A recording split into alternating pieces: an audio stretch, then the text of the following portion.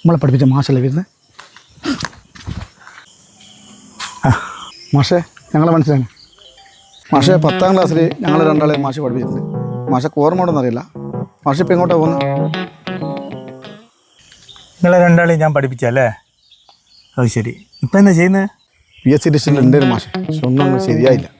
ഇപ്പോൾ കല്യാണം കഴിച്ച ഒരു കുട്ടിയുണ്ട്. പെയിൻറ്റിങ്ങിൻ്റെ പണിക്കൊക്കെ പോയിട്ട് കുടുംബം നല്ല രീതിയിൽ മുന്നോട്ട് പോകും. മതിയടോ, സന്തോഷമായി. എടാ മാഷല്ലേ വരുന്നേ? മാഷേ എന്താ മാഷെ കണ്ണിങ്ങനെ നിറഞ്ഞേ?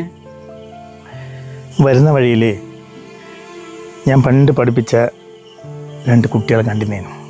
അതിലൊരാൾ പഠിച്ച് വലിയ നിലയിലൊന്നും എത്തിയിട്ടില്ല.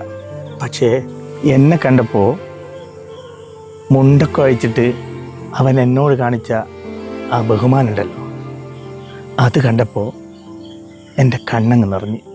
പിന്നെ ഒരാളും കൂടെ ഉണ്ടായിരുന്നല്ലോ, അവൻ വല്ലാണ്ട് എന്നെ അങ്ങ് അപമാനിച്ചു.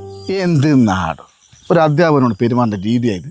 ഓ എങ്ങനെ ഇനിയും ഞാനടക്കം 41 പിള്ളേരുള്ള ക്ലാസ്സിൽ നിങ്ങൾ 40 ആള് പുഷ്പം പോലെ ജയിച്ചങ്ങ് പോയി. ഞാൻ ഒരുത്തൻ മാത്രം അവിടെ തോറ്റുപോയി. അങ്ങനെ തോറ്റേ? എന്നെ മാത്രം പഠിപ്പിച്ചിട്ടില്ല. അതെന്തിനു പഠിപ്പിക്കാനു?